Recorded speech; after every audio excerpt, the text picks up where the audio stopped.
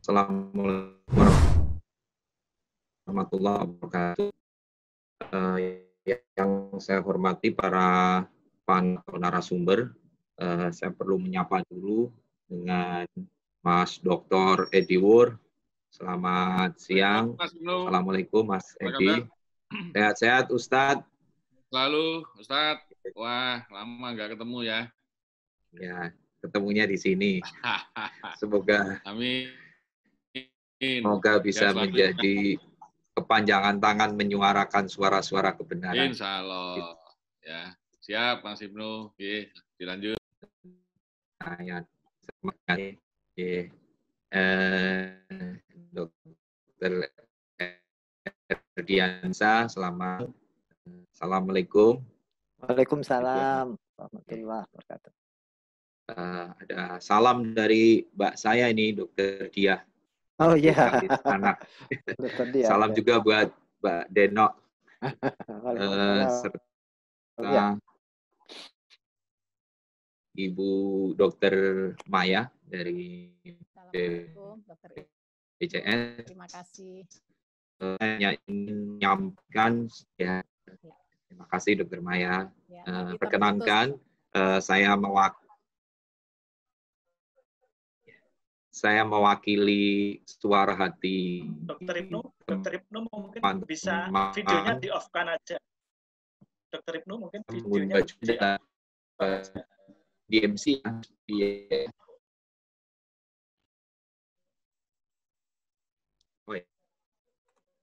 Jadi ya.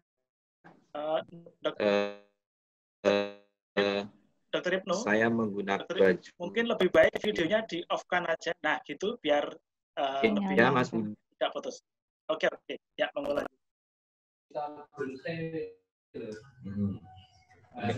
Ya. Saya teruskan. Siang ini saya membawakan tema terkait dengan hal ikhwal, kepelikan klaim pasien-pasien COVID-19 ini. Namun sebelum saya menyampaikan pada seluruh masyarakat atau teman-teman tenaga medis, wabil khusus yang ada ya, dengan hari ini PPID merilis angka kematian di Indonesia, angkanya di atas 5 sampai dengan 6%. Secara persentase ini jauh melebihi angka kematian kasus-kasus di negara manapun di dunia ini. Dr. Adib selaku Presiden sudah menyampaikan kepada pemerintah, dan Surabaya saat ini angka kematiannya 12%. Per tanggal 2 Juli yang situasi yang tidak mudah ya dalam 4 bulan selama masa pandemi ini. Bor rumah sakit turun, bahkan beberapa rumah sakit itu angka kunjungannya berkisar 3%. Ada yang masih di sementara rumah sakit menjadi perangkat yang sangat terdampak. Kemudian saya perlu sampaikan data dari Kementerian Kesehatan per 2020 ada sekitar 871 rumah sakit di Indonesia yang melayani pasien COVID-19 ini. Jumlah per tanggal Juli ada 1.377 berita acara pengajuan dengan jumlah pasien yang dirawat ada 35.961. Nilai klaim yang diajukan sekitar 2,06 triliun rupiah. Nah, hal yang menarik dari jumlah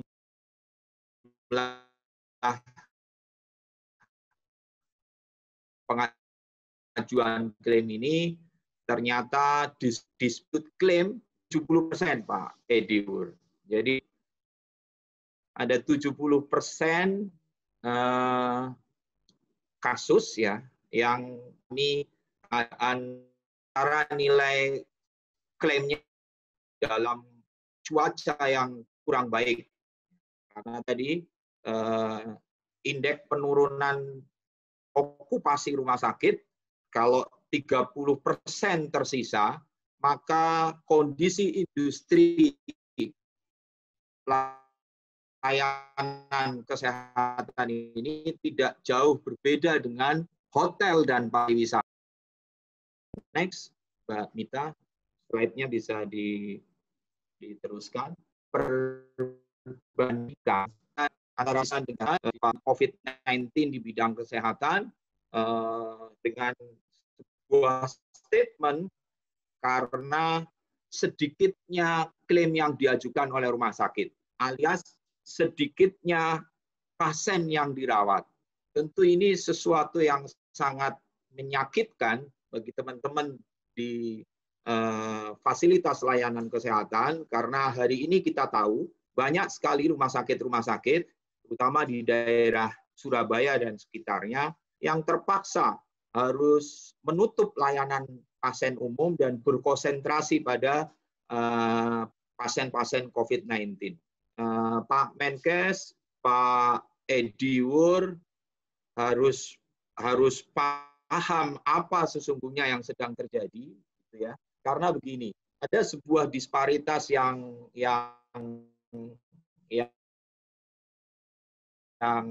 lucu menurut saya, adalah tentang munculnya angin surga di awal bulan Maret terkait dengan SK Menteri Keuangan yang ditindaklanjuti berikutnya dengan surat keputusan Menteri Kesehatan yang menerangkan tentang jaminan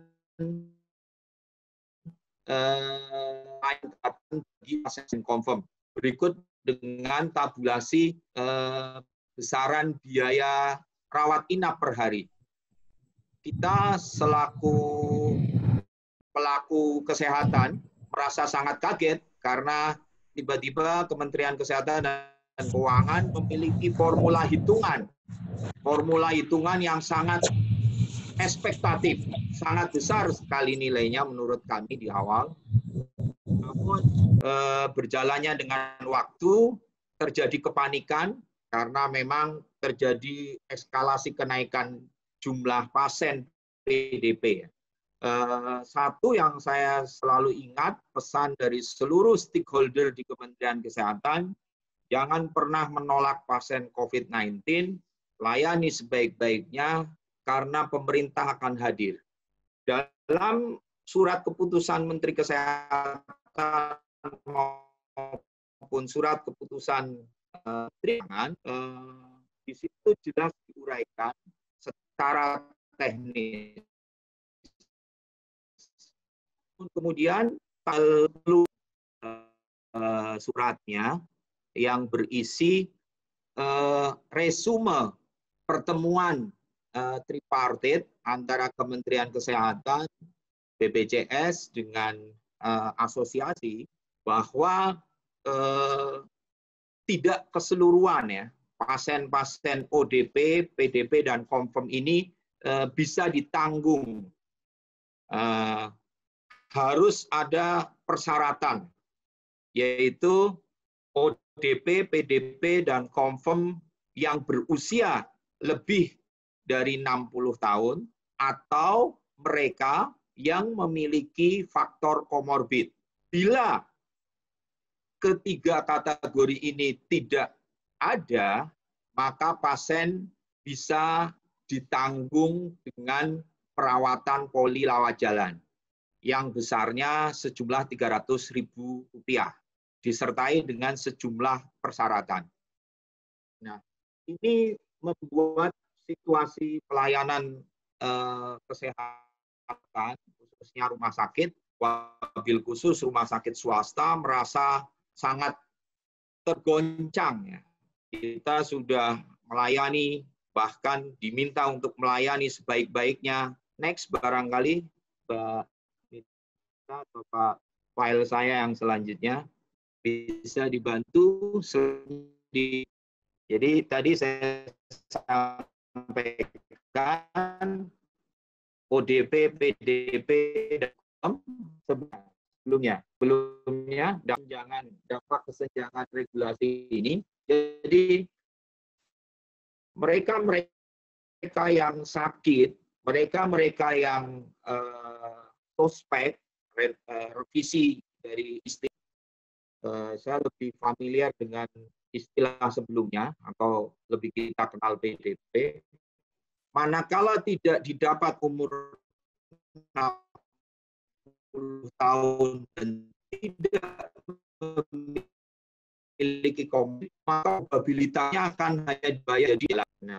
Ketika mereka tidak ketemu dua kategori ini, kemudian tetap dirawat, maka harus dilakukan swab. Karena manajemen atau rumah sakit harus mencari, ini pasien PDP non-komorbidnya positif ataukah negatif. Padahal pegawai bidang di dalam rumah sakit akan mengangguk setuju bahwa untuk menegakkan diagnosa positif atau negatif COVID-19 membutuhkan waktu perawatan 5 sampai dengan 7 hari ke depan. Di beberapa tempat di desa, nah jauh dari fasilitas hasilnya bisa sampai 10 hari. Maka ketika 10 hari itu terjadi, hasilnya adalah negatif, pasien PDP, ODP, ya, yang ketahuan selama 12 atau 10 hari masa perawatan. Data secara nasional, angka positif dibandingkan dengan spesies di Indonesia, yang 89% adalah pasien dengan hasil swab negatif. Di negara maju, mereka yang swab PCR-nya negatif ini, rasio antara, jadi mestinya rumah sakit yang telah melayani pasien COVID-19 dengan baik ini, jangan dihadapkan dalam situasi teknis yang kondisi yang tidak pasti. Jadi belum lagi munculnya beberapa aturan yang tidak melibatkan stakeholder. Munculnya surat edaran Menteri Kesehatan soal ecaran tertinggi membuat kita yang sebenarnya ada dalam pemerintah, ini Kementerian Kesehatan. Kesehatan akan rating. Imannya dengan pelaksanaan di lapangan, jadi ada beberapa hal yang sifatnya tidak hanya teknis tapi juga terkait kebijakan yang perlu kita bicarakan. Dan nanti di kesempatan yang baik ini mungkin kita akan berbincang lebih banyak dengan Dr. Edi dan Dr. Maya selaku kepanjangan ya, Dr. Edi dari Komisi 9 DPR dan Dr. Maya dari BPJS. Namun sebelumnya, mungkin untuk memperkuat apa yang disampaikan oleh Dr. Ibnu, kita akan menghadirkan pembicara kedua, yaitu Dr. Ediansyah. Dr. Ediansyah, apakah sudah siap? Ya, siap. Iya, baik. Iya, materinya saya share ya, Dok ya. Saya aja sendiri. Oh iya, boleh. Silahkan, Dokter. Cuman yang lama ditutup dulu kali. Oke, baik. 15 menit dari sekarang ya, Dokter. Iya. Ya, terima kasih. Terima kasih. Assalamualaikum warahmatullahi wabarakatuh. Yang saya hormati Ibu Moderator, Dr. Merita, juga Dr. Ibnu sebagai pembicara, Dr. Edi, Pak Edi yang dari Komisi 9, dan juga Dr. Maya nih. Luar biasa Dr. Maya juga bisa hadir bersama kita ini. Alhamdulillah sekali.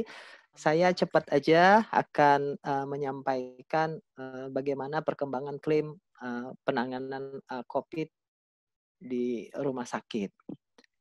Yang pertama, saya sedikit akan mengupas dari aspek manajemen karena kita dari Persi, ya kan. Jadi kita harus cepat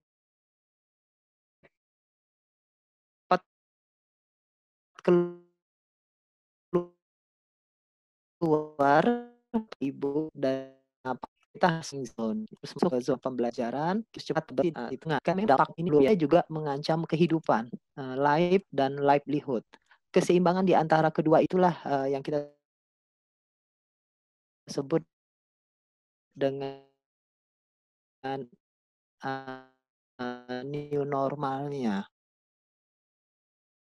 Ya kan?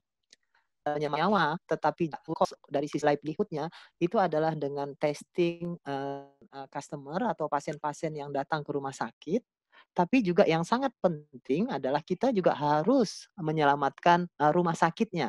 Jangan sampai juga rumah sakitnya menjadi kolaps. Keseimbangan ini yang harus kita jaga, ya kan? Jangan karena kita ingin menyelamatkan semuanya karyawan pasien, rumah sakitnya tidak kita jaga. Ya. Dan untuk itu, ya kan kita membutuhkan bukan hanya tenaga-tenaga yang profesional, tapi kita juga membutuhkan jiwa-jiwa kepemimpinan, ya kan, dan entrepreneurship, ya kan. Jadi tidak cukup hanya profesional, kita harus juga berani mengambil risiko dalam kondisi seperti ini. Jiwa-jiwa entrepreneurship-nya harus muncul dan juga kepemimpinannya mungkin lebih kepemimpinan yang lebih transformatif, bukan yang transaksional. Pada saat badai mengamuk, maka kualitas nahoda akan tampak. Nah, kelihatan nanti siapa yang bisa membawa organisasinya untuk selamat ya dari krisis ini. Di posisi mana krisis kita? Ini dari 3 lembaga konsultan dunia. Kalau dari McKinsey kita bisa lihat ada resolve, ada tahap resilient, return, reimajinasi, dan reform. Masing-masing daerah di Indonesia ini berbeda-beda. Kalau saya di daerah Tangerang, kelihatannya kita sudah di fase return kalau menurut McKinsey. Kalau menurut BCG kita mungkin sudah di tipe kedua, di fight, ya kan. Dan kalau menurut Deloitte kita sudah agak di posisi recover. Tetapi bagi teman-teman di Jawa Timur, mungkin di Makassar, ya kan, dan teman-teman di Jawa Tengah, Semarang, misalnya itu mungkin tahapannya berbeda-beda tergantung situasi yang terakhir. Jadi ini penting mengguidance kita dalam posisi di mana kita sekarang. Nah, untuk menyelamatkan organisasi ini, maka seorang pemimpin rumah sakit harus fokus minimal pada 3 aspek, pada resilient, bagaimana dia menjaga daya tahan organisasinya. Resilient itu adalah kemampuan organisasi untuk recover dari ancaman lingkungan yang sangat berat. Apakah itu tsunami misalnya, gempa bumi, atau COVID. Jadi kita fokus utama adalah menjaga resilience dari rumah sakit kita supaya kalau krisis muncul di masa yang akan datang kita lebih kuat. Yang kedua adalah adaptability. Nah, untuk adaptability ini kita butuh sifat yang lebih agile, yaitu kemampuan untuk berespon terhadap ancaman.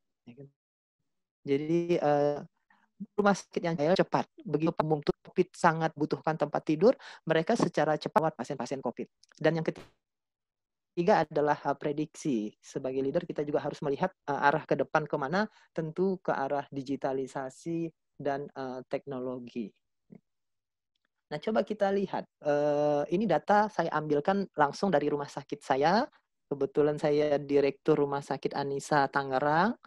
Ya, bagaimana kami mengalami tekanan pendapatan di bulan April. Biasanya pendapatan kita 15 miliar atau 500 juta sehari, itu turun cukup dalam, sekitar 5M pada bulan April. Di bulan Mei mulai naik, di bulan Juni mulai naik. Nah, April, Mei, Juni ini naik cukup terbantu karena kita merawat pasien COVID. Ya kan, itu membantu sekali ya.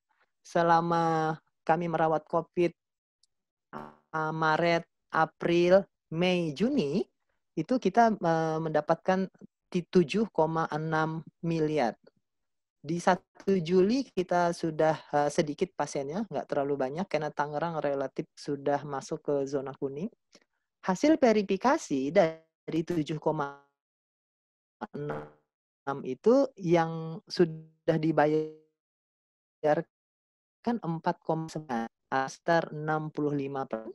Ternyata mengklaim pasien COVID ini luar biasa, padahal Anissa dengan 95% pasiennya BPJS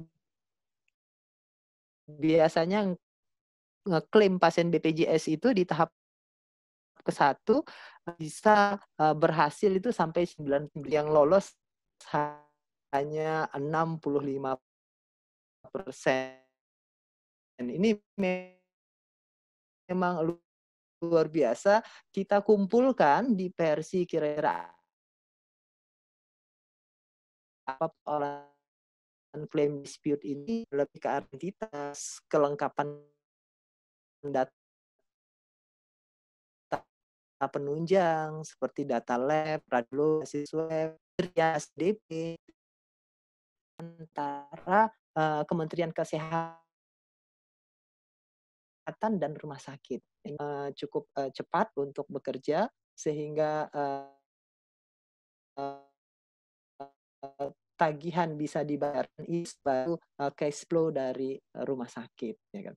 Nah, kita juga membutuhkan sebenarnya regulasi untuk penyelesaian klaim dispute ini, ya kan, sehingga kita tahu kalau dispute itu waktu penyelesaiannya bisa berapa lama, kemudian bagaimana mekanisme audit pasca klaimnya supaya kita juga bisa tahu. Mudah-mudahan. Jadi ada dua persoalan besar, satu persoalan verifikasi, ya kan. Yang kedua adalah persoalan claim dispute untuk penyelesaiannya seperti apa. Nah, saya juga menyinggung sedikit di sini untuk rapid test, beda sekali antara revisi pedoman keempat dan kelima. Kalau di pedoman keempat itu kita rapid testnya positif, kita bisa konfirmasi dengan PCR. Di pedoman yang kelima ini penggunaan rapid test tidak digunakan untuk diagnostik. Jadi ini juga mungkin menjadi perhatian dari kita semua, ya kan. Juga untuk pasien meninggal, karena istilahnya yang sekarang itu ada suspect, probable, dan confirm. Untuk pasien meninggal yang probable dan yang confirm, silakan ditata laksana dengan COVID. Kalau untuk kasus-kasus death on arrival, meninggal di jalan, kalau memiliki riwayat kontak, bisa ditangani sebagai pasien COVID. Nah, kesimpulan yang dapat saya sampaikan bahwa harus dijaga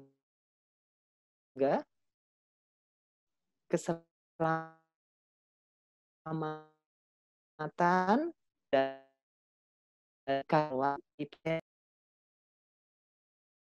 Oh, jadi lupa belum memperkenalkan, tapi sepertinya sangat terkenal ya, Dok ya, nggak usah diperkenalkan. Iya, perlu. Baik, saya ulang kembali, ini kebalik ya, seharusnya memperkenalkannya di awal, tapi malah jadi di belakang. Dr. Eddiansyah adalah Direktur dari Rumah Sakit Anissa Tangerang, sebuah rumah sakit yang dikenal sudah mendapatkan reward dari pemerintah terkait komitmen terhadap Dok, pencapaiannya dalam pelaksanaan asuransi ya, terutama terkait dengan era BPJS pada saat ini.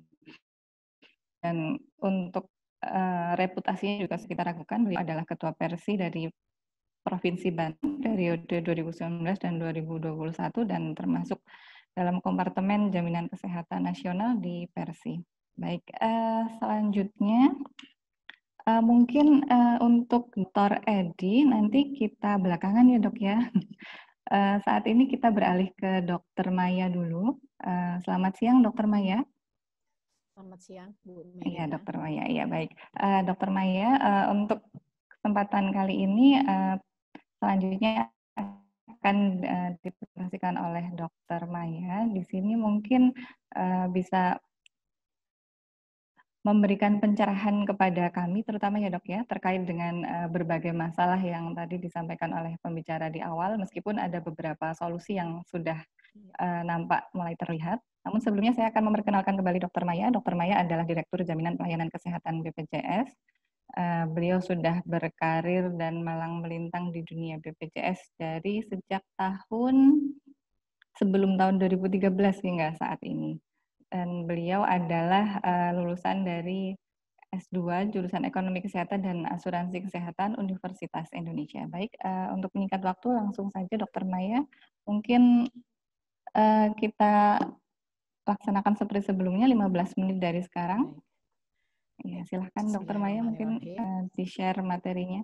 Terima kasih Bu Pak Edi dalam acara ini. Kemudian tadi ya Pak, izin ketemu lagi.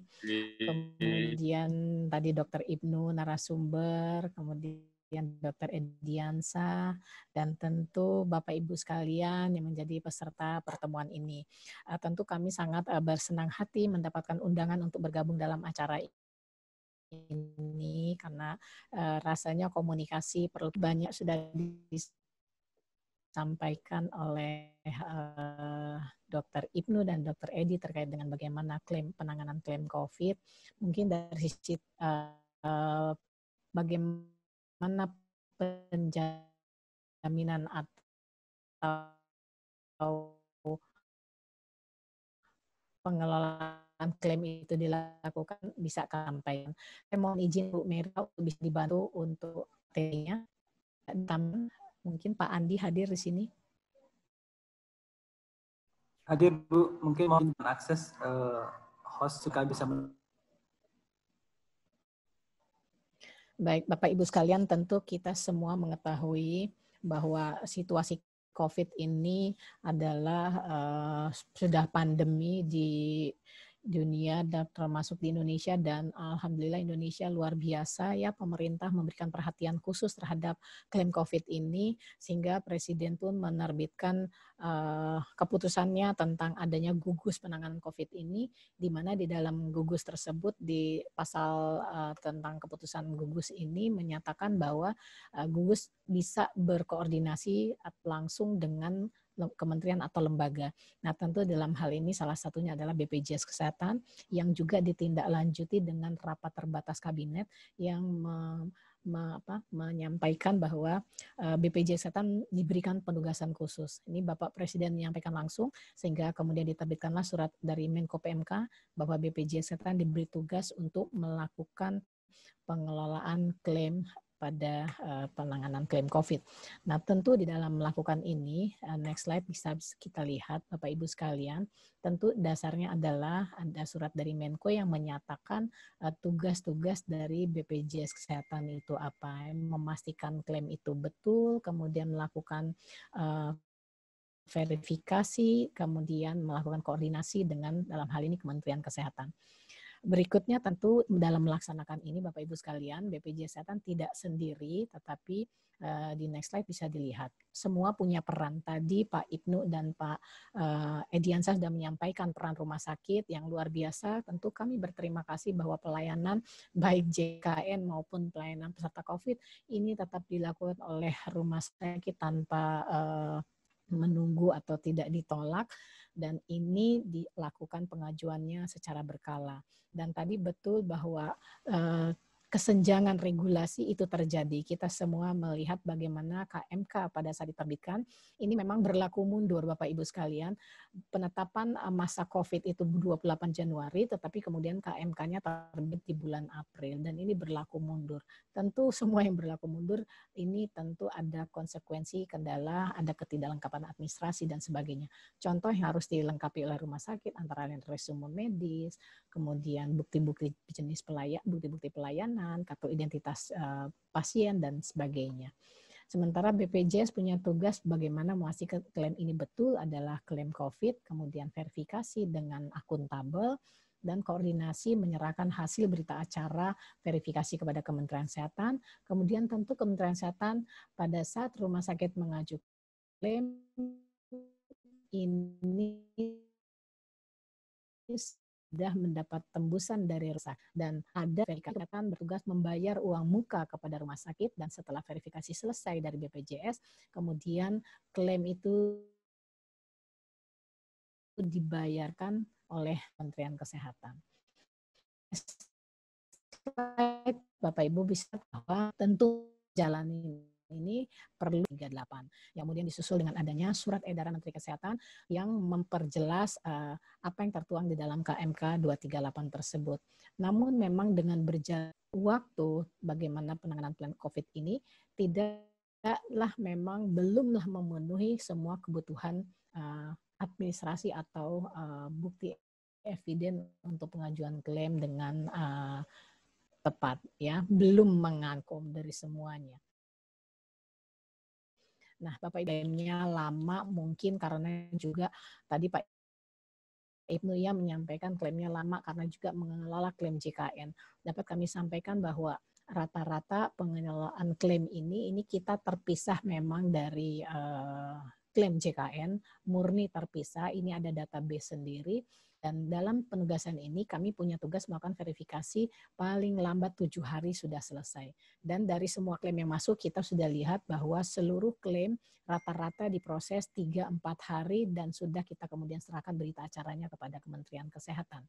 Jadi ini berbeda sekali baik peserta JKN ataupun bukan JKN, baik oleh Vaskes yang kerjasama atau kerjasama, apabila pasien tersebut COVID, maka ini masuk dalam pembiayaan yang masuk dalam penugasan. BPJS verifikasi, kemudian Kementerian Kesehatan membayarkan biaya pelayanannya. Kita bisa lihat Bapak Ibu sekalian alur dari proses klaim ini. Tadi banyak disampaikan oleh Dr. Edi dan Dr. Ibnu.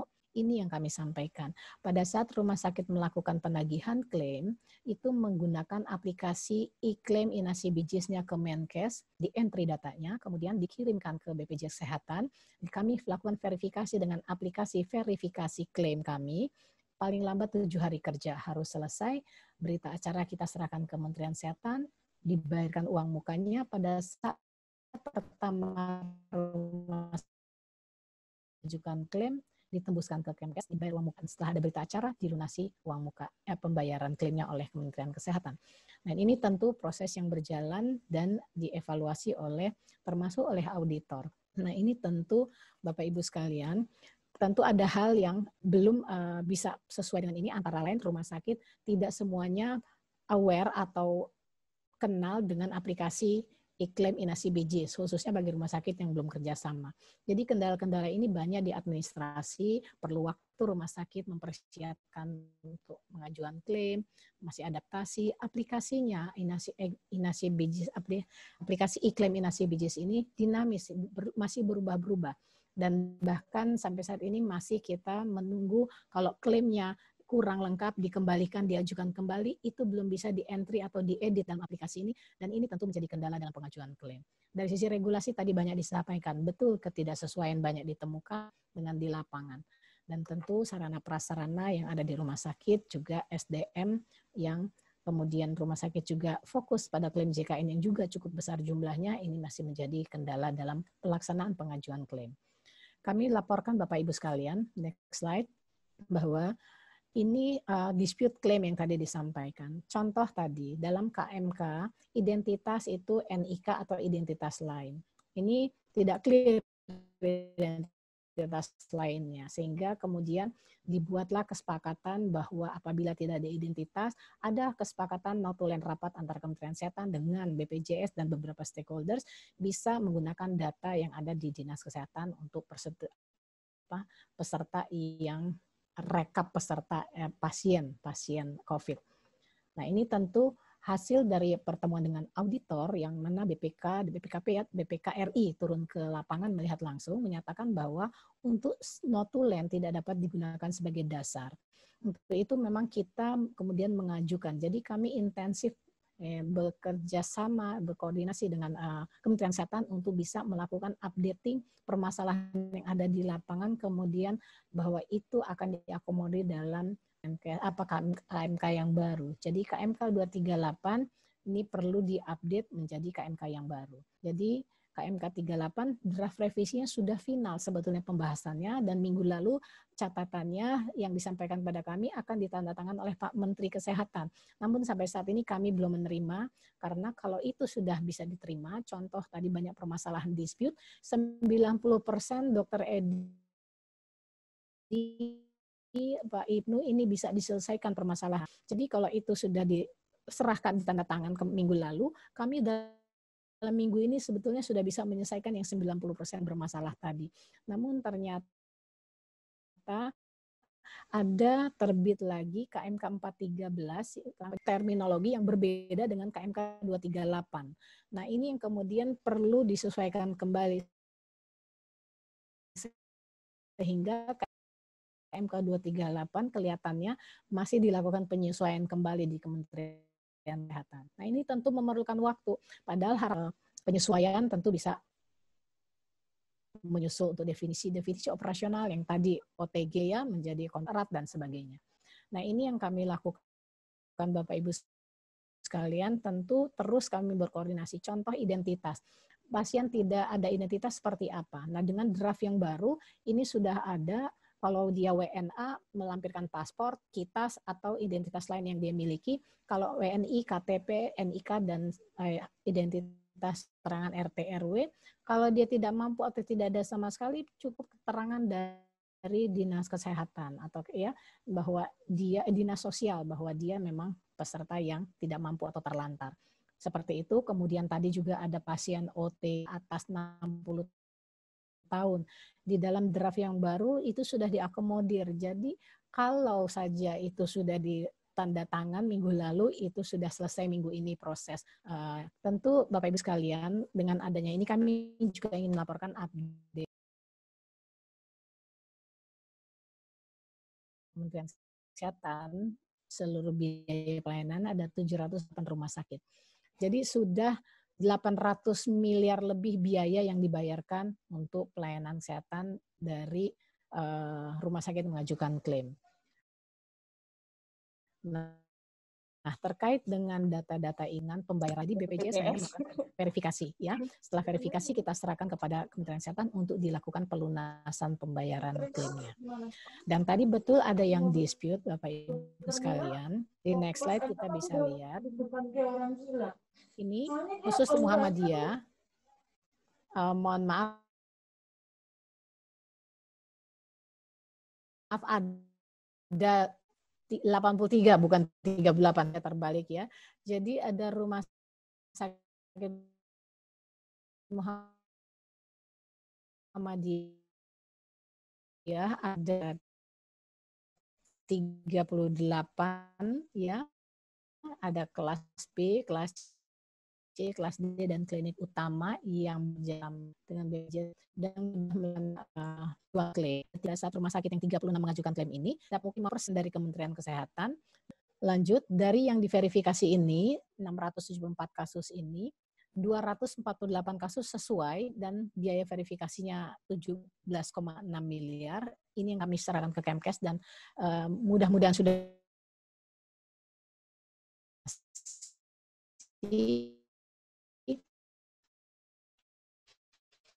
dan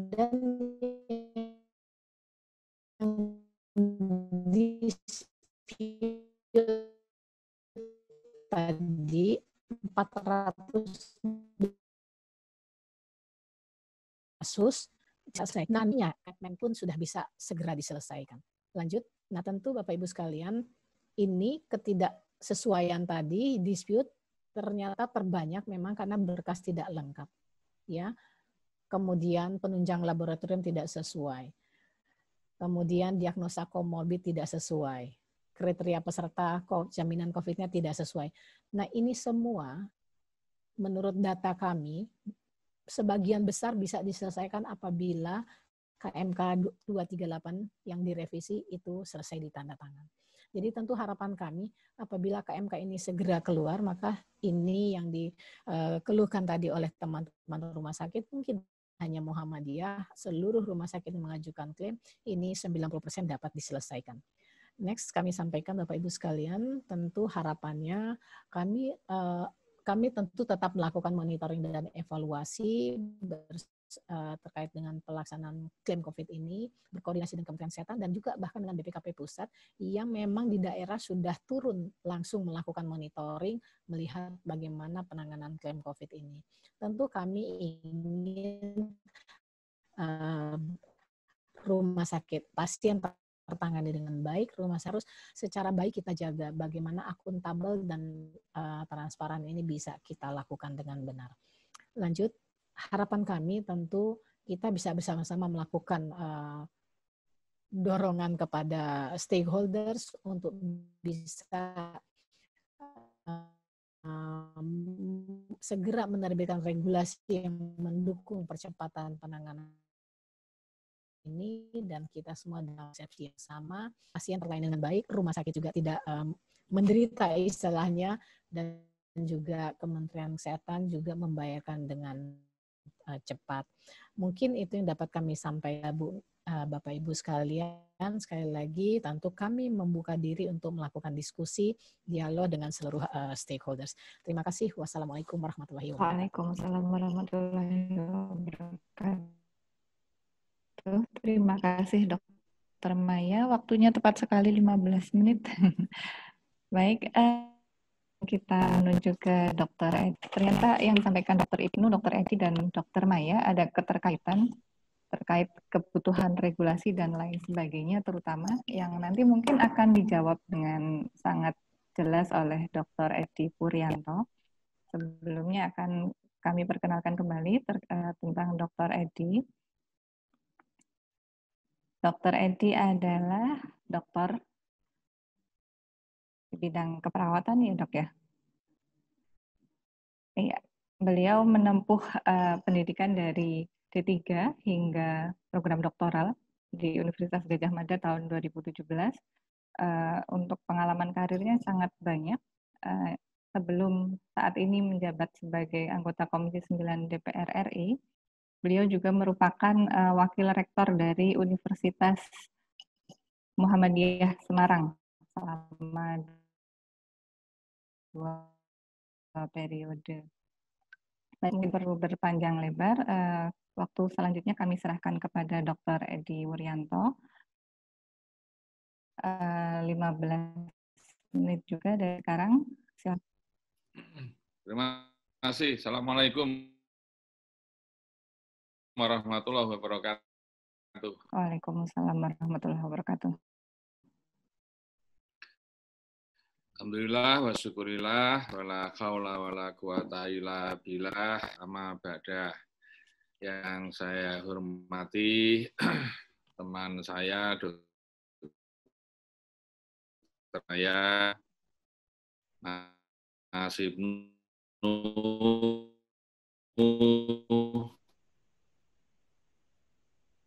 Mas Diansah, teman-teman yang hari ini hadir di hari selesaikan hari ini. Kurang tanggap, kurang sigap, terutama dalam membuat regulasi di awal, maka kita sadari bersama bahwa pada pelaksanaan COVID ini banyak hal yang memang berubah, yang harusnya itu bisa diantisipasi dari sejak awal COVID itu melanda. Kalau kita berkaca dengan negara lain, maka persoalan regulasi itu mereka clear. Bahkan beberapa negara membuat undang-undang khusus terkait dengan COVID, ya. Tapi kita tidak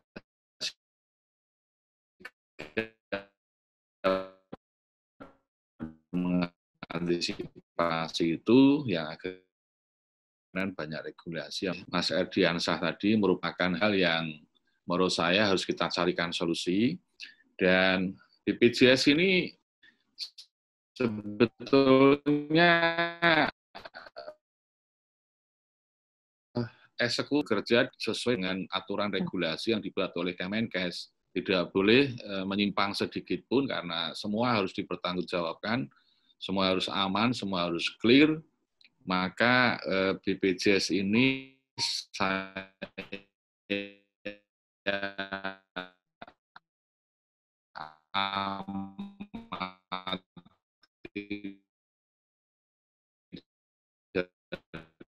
di awal memang selalu berpegang pada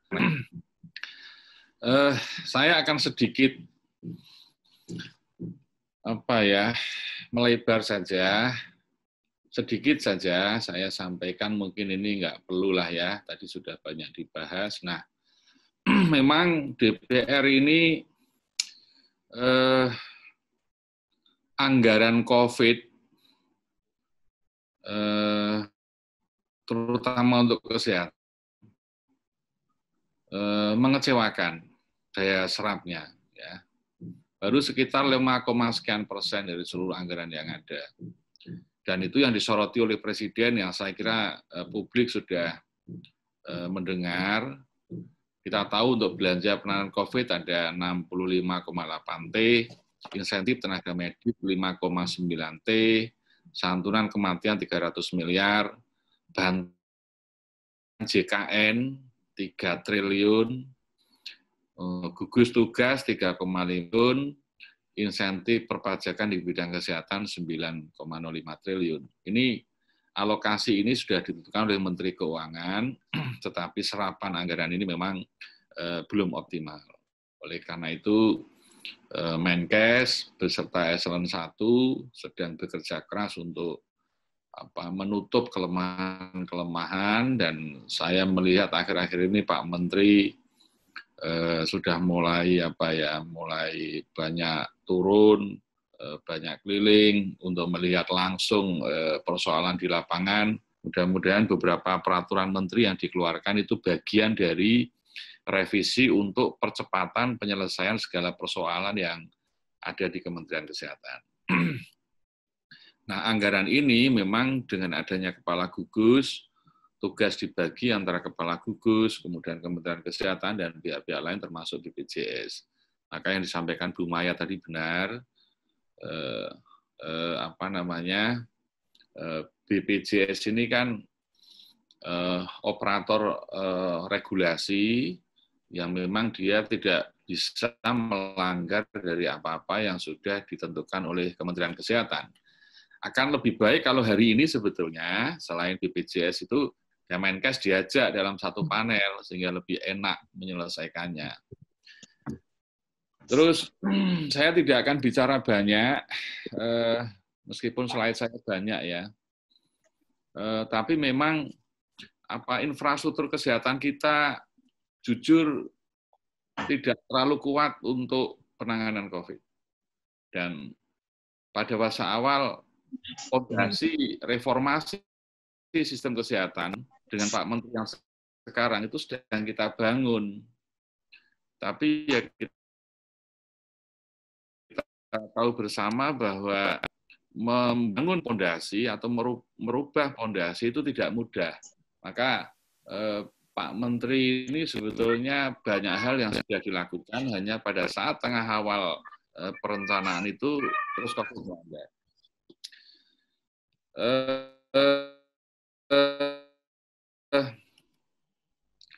19 memberikan pembelajaran penting bahwa anggaran kesehatan kita itu APBN kita hanya 5% dari total APBN, bahkan di dalamnya termasuk gaji dan backup PBI, itu kecil. Sehingga kalau kelemahan di sana-sini tentang kesehatan muncul, itu wajar. Karena itu, Komisi 9 di awal tahun anggaran ini, kami mengangkat isu ini ke Banggar agar anggaran kita bisa lebih dari 5%. Juga untuk antisipasi penanganan COVID di 2021 apabila COVID ini tidak segera selesai. Sehingga di Banggar dan di Komisi 9, bahkan diskusi antar komisi, sektor kesehatan ini harus menikmati dari pertumbuhan ekonomi yang kemudian berdampak pada anggaran kesehatan kita paling tidak itu bisa 6%, 6-7%. Bahkan saya berharap 7,5% itu. Agar pembiayaan kesehatan itu ada ruang yang cukup sehingga bisa memuaskan semua pihak. Karena kita tahu kita sudah masuk universal health coverage, BPJS kita ini umurnya baru 6 tahun, tapi kita sudah berani untuk mengcover semua rakyat Indonesia. dengan sistem yang ada, dan kita tahu bahwa mengapa BPJS selalu defisit, ya karena memang antara iuran dan pembiayaan itu nggak imbang. Maka itu menunjukkan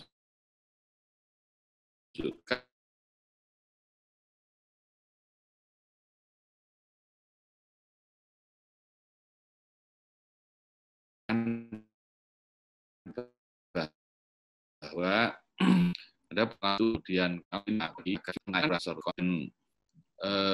seringkali dibawa ke ranah politik yang memicu stabilitas politik negara. Padahal kalau kita jujur, iuran JKN kita itu paling murah itu dibanding dengan negara lain. Tetapi kalau itu kita sampaikan kepada publik, hampir semua politisi enggan, dan mereka lalu justru melakukan sebaliknya. Di saat kita ingin menyeimbangkan anggaran, tapi persoalan politisi dan politik ini menjadi kita lakukan, terutama tata kelola BPJS ini, saya dan kita dan Bu Maya ini sudah sering rapat itu biasanya sampai malam-malam gitu ya, hanya oleh BPJS.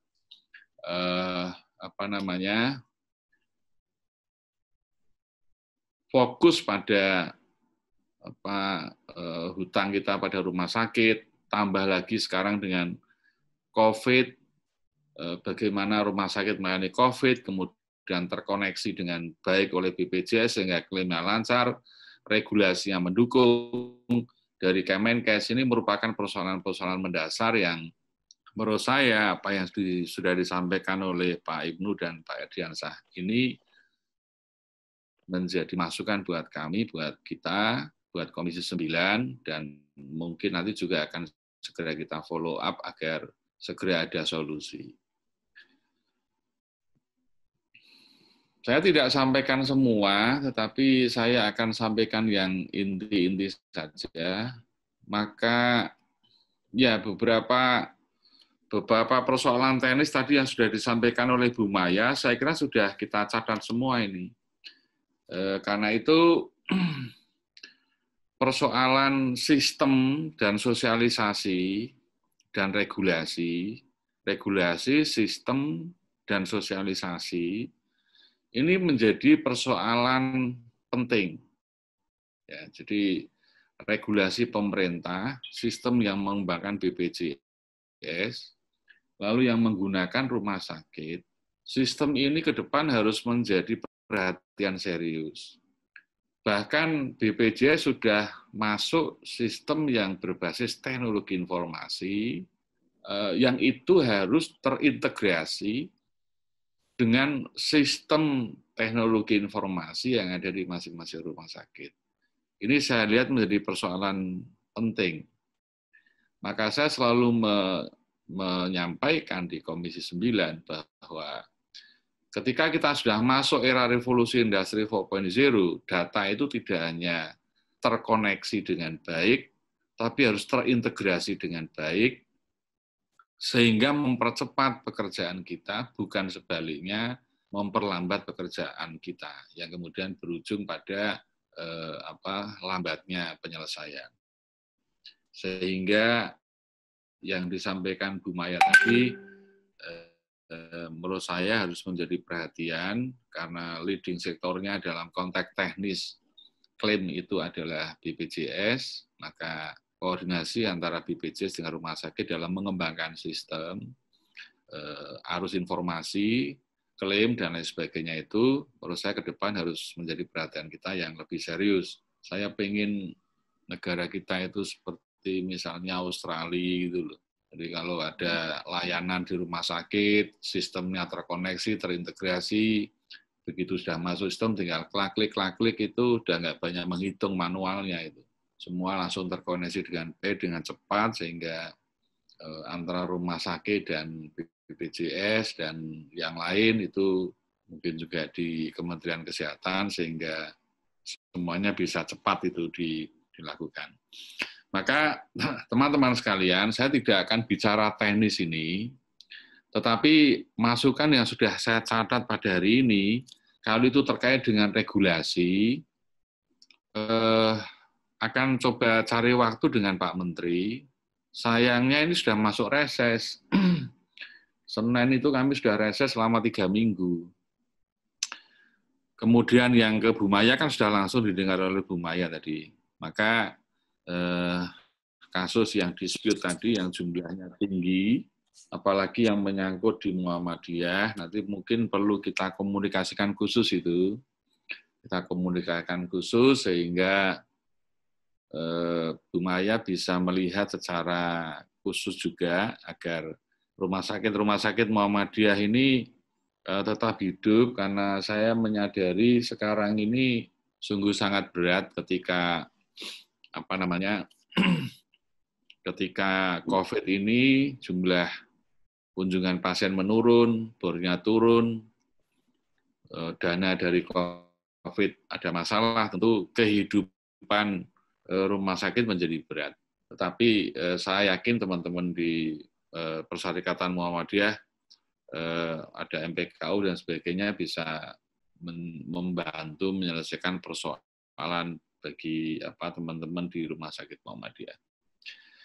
Saya kira itu teknisnya tadi sudah dengan Bu Maya, maka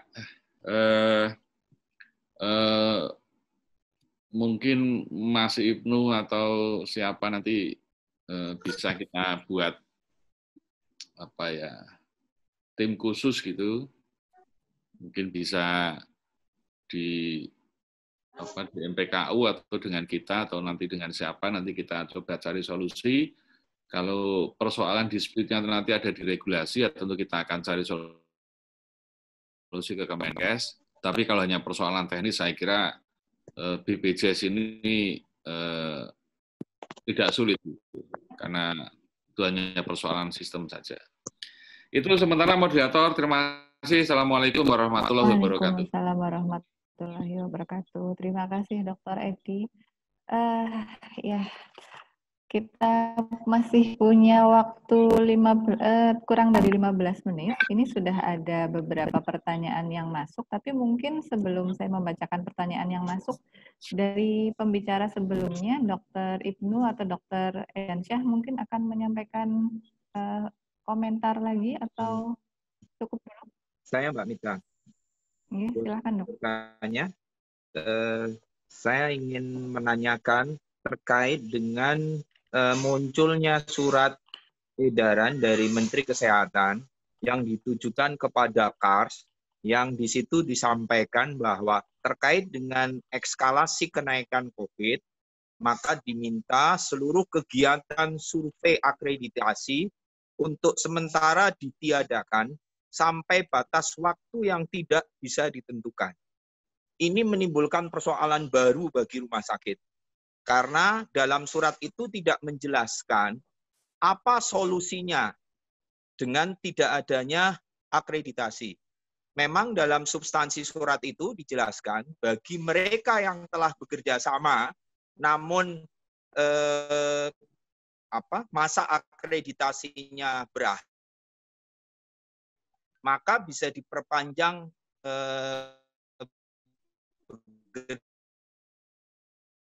dengan BPJS untuk akreditasi rumah sakit yang baru proses baru akan bekerja sama dengan BPJS, dan BPJS mempersyaratkan wajib akreditasi. 1. Kemudian yang kedua, ada 7 rumah sakit Muhammadiyah Aisyah di Indonesia yang akan menaikkan jenis layanan, di mana BPJS mewajibkan adanya survei terfokus. Mohon mungkin Bu Maya bisa membantu menjelaskan. Di sini ditanyakan terkait ternyata verifikasi masih memakai P238 dan BPJS masih memakai itu sebagai dasar verifikasi, sehingga sangat mengganggu pendapatan rumah sakit yang menangani pasien COVID-19. Sehingga klaim dispute sampai sekarang belum terselesaikan. Sesuai yang disampaikan Dr. Ediansyah, kapan kita bisa mendapatkan kepastian klaim dispute untuk regulasi yang berlaku mundur klaim tetap menjadi dispute? Ya, mungkin nanti Dr. Maya bisa mempertegas kembali dari yang tadi sudah disampaikan. Dan kemudian pertanyaan yang kedua, ketentuan penyakit yang masuk komorbid yang digunakan BPJS apa saja, mengacu pada pedoman apa? Ya. Dan pertanyaan ketiga, pengalaman di lapangan, banyak verifikator yang tidak paham bagaimana memverifikasi klaim COVID ini sehingga sangat menyulitkan rumah sakit rujukan yang telah mengeluarkan berbagai resources yang sangat besar untuk membantu pemerintah menangani COVID. Ada beberapa contoh kasus yang cukup teknis di sini terkait perbedaan persepsi verifikator, terutama terkait dengan administrasi maupun lampiran-lampiran lainnya, serta salah satunya adalah swab. Ini swabnya sudah ada tapi tetap diminta melampirkan hasil rapid.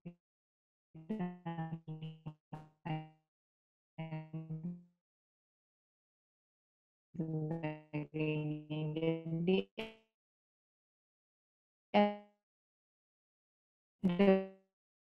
beberapa pertanyaan.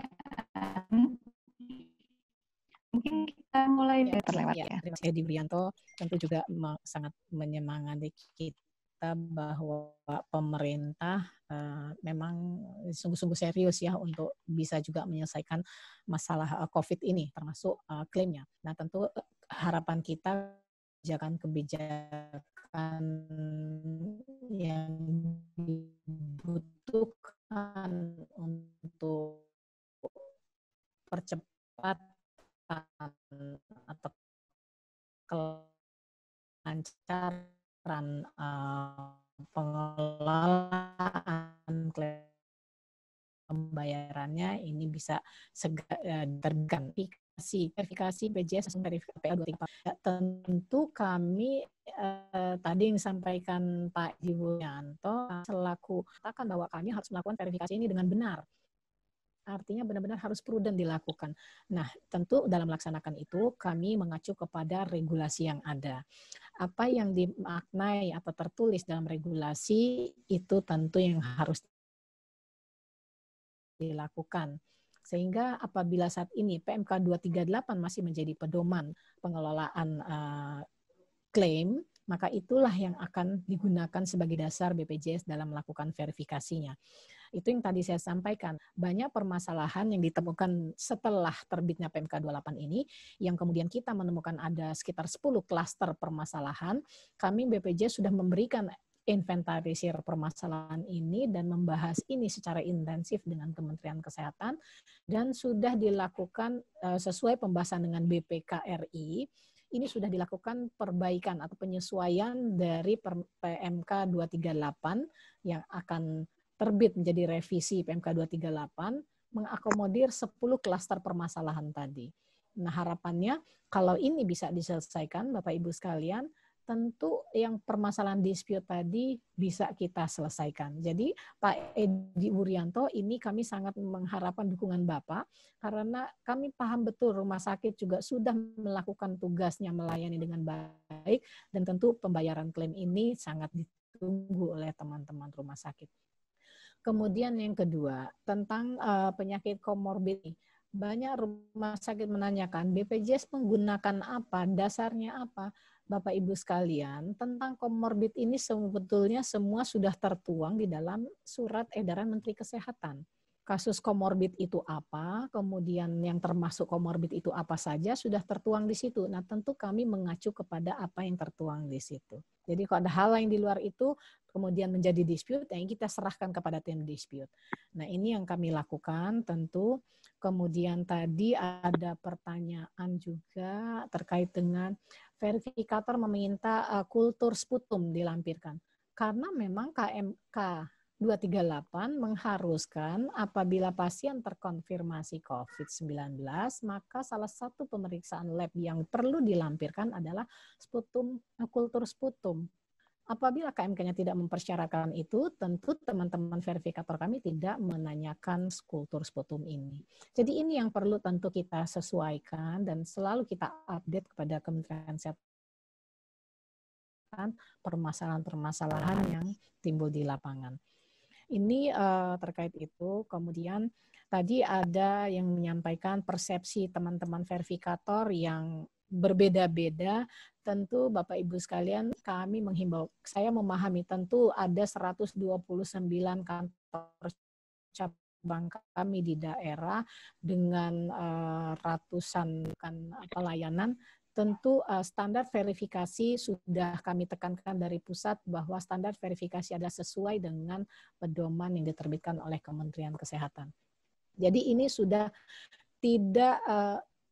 tidak seketat yang JKN sebetulnya, tetapi ya ini menjadi seolah sangat ketat karena memang banyak hal yang tidak terakomodir dalam PMK 238-nya. Kalau itu terakomodir, maka ya ini bisa lolos semua yang tadi saya sampaikan. Nah, ini semua tentu masalah persepsi. Kami mohon juga Bapak Ibu sekalian, teman-teman dari rumah sakit, tentu pemahaman ini harus sama baik antara teman-teman rumah sakit maupun BPJS Kesehatan. Jadi tidak hanya verifikator saja. Harapan kami ya, tentu kalau ini sama pemahamannya kita akan lebih lancar ke depan. Nah, tentu mempelajari regulasi ini memang tugas kita bersama. Kemudian tadi ada permintaan apalagi ya Bu tadi permintaan terkait edaran kementerian tentang akreditasi oleh KARS. Tadi pertanyaan Pak Ibnu ya. Iya, ya, kami pun baru menerima. Kami mendapat tembusan tentang adanya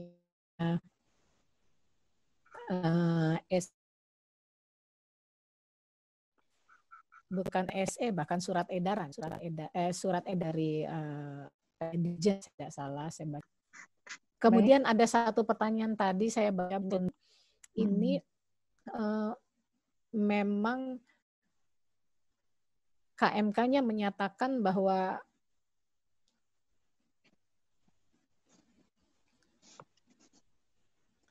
ada KMK yang mengatur terkait ini, Bu, penetapan coronavirus disease, ini saya baca akibat kerja sebagai penyakit akibat kerja yang spesifik pada pekerjaan tertentu. Ini termasuk di sini. Nah, ini apakah nanti masuk dalam dana COVID ya atau masukkan kepada penyelenggara kerja itu sendiri? Artinya tentu dalam hal ini kalau pemberi kerjanya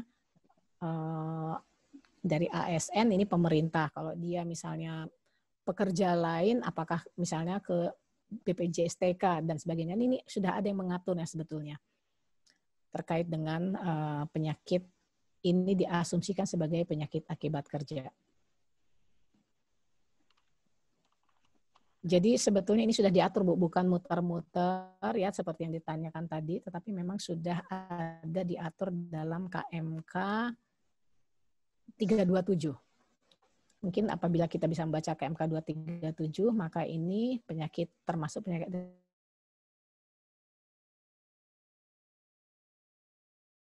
kerja, maka ini dikelola pemberi kerja. Mungkin Bu sementara tanggapan saya. Terima kasih. Baik, terima kasih dokternya. Waktunya sudah sudah habis sebenarnya. Silakan Dokter Edi. Ya, jadi Pak Ibnu, Mas Ibnu, perintah Komisi 9 kepada Menkes itu sebetulnya terkait dengan akreditasi itu bukan meniadakan akreditasi, tapi sistem akreditasi hospital kita itu diperbaiki demikian rupa, tidak quality, tapi biaya akreditasi. Ya, dan itu rapat dengan Komisi 9 sangat ditekankan. Pak Menteri ingin memperbaiki itu. Apakah surat edaran itu terkait dengan menyelesaikan persoalan itu, ataukah, tapi kalau menghentikan agitasi saya tidak setuju, karena agitasi itu stempel quality bagi semua layanan. Kan kita juga harus kendali mutu kan, maka coba nanti saya klarifikasi apa makna. Yang pasti surat edaran itu tidak bisa menggagalkan KMK, keputusan menteri, karena surat edaran kan sifatnya secara hukum tidak mengikat itu. Latar belakangnya, tapi memang sejak dulu itu pun menjadi perdebatan di internal Kemenkes, karena ada pihak yang agitasi itu bagian penting dari proses meningkatkan quality, tapi Pak Menteri ingin sistem agitasi itu lebih tidak membebani pihak rumah sakit, karena selama ini biaya yang digunakan untuk agitasi itu sangat mahal. Nah, yang kedua yang terkait dengan dispute tadi, Bu Maya, saya akan detail itu karena di DPR RI sedang juga ada isu, mohon maaf ini harus saya sampaikan, banyak rumah sakit atau ada rumah sakit yang, mohon maaf ya, tidak COVID tapi dilaporkan COVID. Ya, itu ada masukan. Apakah kami perlu melakukan panja atau tidak? Ini harus taat asas, baik BPJS maupun rumah sakit. Mudah-mudahan dispute yang tadi disampaikan, apakah itu karena identitas pasien atau data lab-nya nggak lengkap, atau kriteria ODP, PDP-nya nggak jelas, atau komorbidnya meragukan, atau ruang isolasinya yang meragukan. Nah, ini semua nanti akan diverifikasi, persoalannya ada di mana, tapi kalau menurut saya, kalau rumah sakit itu sudah benar-benar melakukan, hanya persoalan data, dan sudah dilakukan verifikasi, saya pikir persoalan ini bisa diselesaikan. Tapi yang penting jangan sampai ada unsur kesengajaan di dalam proses ini, karena KPK sudah memberi warning serius pengguna dana COVID dan semuanya harus hati-hati. Jangan sampai kita bersoal dengan itu. Ini yang menurut saya perlu saya sampaikan. Begitu, Pak Ibnu. Thank you. Kapan kita ketemu lebih jauh? Siap. Untuk saya, Bu Maya itu senang saya. Humble, enak. Kalau ada persoalan ya cepet. Pokoknya apa Amin, ya mungkin mohon dibantu rumah sakit di Jawa Tengah yang baru berdiri nih. Yang baru berdiri ya cobalah nanti. Saya yakin bisa lah. Yang tidak bisa diselesaikan di ruang webinar, kita selesaikan secara adat saja. Terima kasih. Baik, terima kasih para pembicara kita pada siang hari ini. Ya, terima kasih kepada para pembicara kita pada siang hari ini. Karena keterbatasan waktu, kita harus mensudahi acara pada siang hari ini. Tapi insya Allah acara ini adalah awal yang baik untuk kita mengkomunikasikan berbagai kendala maupun potensi penyelesaian masalah yang kita hadapi, terutama dalam menghadapi pandemi COVID yang kita dipaksa untuk seperti yang disampaikan Dr. Ediansyah tadi, harus segera move on dari zona nyaman menuju zona yang penuh tantangan, ya seperti itu. Baik, mungkin sedikit kesimpulan, mungkin saya tadi mendapatkan tiga item utama yang disampaikan oleh Dr. Edi Wuryanto. Intinya ada 3 hal. Yang pertama adalah regulasi, sistem, dan yang ketiga adalah sosialisasi. Ini bisa dibilang 3 hal ini merupakan intisari dari pembicaraan kita semua dari tadi jam 1 siang. Ya, semoga nanti dengan dimulainya pembicaraan kita pada perbincangan kita pada siang hari ini, aspek-aspek terkait regulasi, sistem maupun sosialisasi bisa kita kerjakan bertahap bersama-sama, karena ini membutuhkan kerjasama dari seluruh pihak, baik dari pemerintah, sistem dari BPJS maupun rumah sakit sebagai user atau pelaksana di lapangan. Dan tentu peran Pak Edi sebagai penghubung aspirasi kita kepada pemerintah sangat kita harapkan. Saya dikirimi materi yang Mas Ibnu sama Dr. Ediansah. Ya. Baik, baik. Bahan mencari solusi sama Bu Maya sekalian. Meskipun saya minta sama Bu Maya, tapi saya pengen. Baik, Pak Edi. Iya, baik Bu Maya. Nanti kami minta materinya ya, Dok ya. Siap. Silakan. Belum diterima. Terima kasih sekali atas kesediaan pembicara kita pada siang hari ini dan Bapak Ibu sekalian yang telah berkenan hadir pada siang hari ini. Insya Allah nanti ke depan kita akan makin banyak berdiskusi dan perlu kami kenalkan di UMY ada Prodi Mars, di mana di sini kami banyak sekali mahasiswa yang dari rumah sakit dari seluruh Indonesia. Mungkin ini menjadi awal yang baik untuk selanjutnya berkolaborasi, baik terutama untuk menyajikan berbagai hal yang sifatnya ilmiah dan lain sebagainya. Terima kasih sekali. Marilah kita tutup dengan membaca hamdalah. Alhamdulillahirabbil alamin.